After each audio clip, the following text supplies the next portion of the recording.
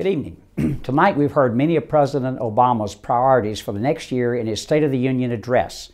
I was pleased to hear the President expressed interest in working with Congress, but unfortunately his rhetoric has rarely matched reality. Before the last election, President Obama said that his policies were on the ballot. Well, in November, the American people spoke loud and clear about the President's failed policies at the polls. Since then, President Obama has not only failed to make a sincere effort to work with Republicans in Congress, he's openly indicated his willingness to go around Congress and the Constitution to achieve his goals. Make no mistake, I'm ready to work with anyone, including President Obama, to get things done for the country. But how can we work with someone like this? The first step to getting our country back on track is to stop the policies that are harming our country. When you're stuck in a hole, you don't keep digging. You find a way to climb out and make a plan for a new start.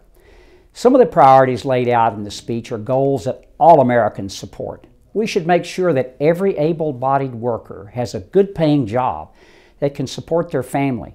We should improve our country's education system. We should cut wasteful spending, and we should make home ownership attainable to responsible, hardworking Americans.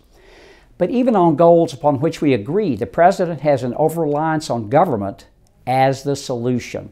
It will be difficult to move forward until the President admits some truths that are most common to East Tennesseans. Obamacare is not working.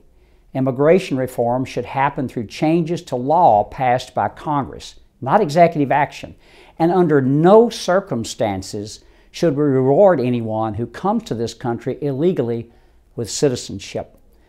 Over the past 6 years, the world has become a more dangerous place, and the President's policies of pacification are only emboldening those who wish to do us harm. ISIS, Iran, North Korea, Cuba, and Russia have all undertaken serious transgressions against Americans and global stability without fear of repercussion. The President talked about his foreign policy tonight, but once again we see no strategic plan to strengthen our military to achieve lasting peace. We should fiercely protect the constitutional rights, all constitutional rights, of American citizens and fight to preserve the American dream. America is the greatest country on the face of the earth, and I'm determined to keep it that way. We live in a country that democratic nations strive to replicate and that evil oppressors wish to silence. We won't be silenced. We'll continue to be the beacon of democracy for the rest of the world. We'll lead. That's what America's all about. The reality is, to achieve anything that improves America in a meaningful way, President Obama has no choice but to work with a Republican-led Congress. And it's time to get busy. Thank you for allowing me the great honor of representing you here in Congress. And as I've said before, my door is always open.